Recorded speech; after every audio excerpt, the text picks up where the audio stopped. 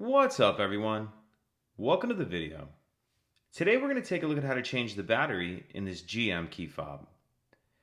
So this remote key fob is going to use replacement battery CR2032, and I'll put a link in the description box of this video to where you can purchase these batteries if you're in need. I'm going to be using a quarter to open this fob. GM kind of designed this to use with a coin. If you don't have a coin handy, you can use a flathead screwdriver. But if we grab our fob and we take a look near the bottom, near the key ring, on the bottom side, we see this notch right here.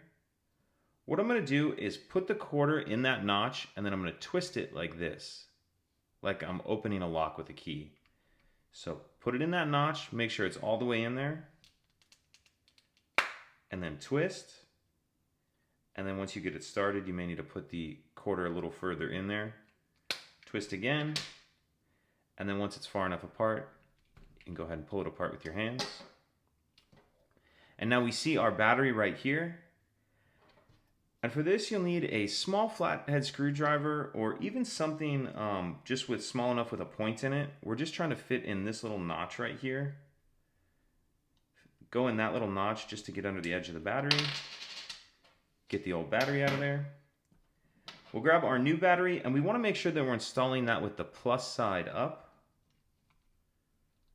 Go ahead and snap that into place in that holder. And then go ahead and snap the two halves of the shell back together. And that's it. Pretty simple.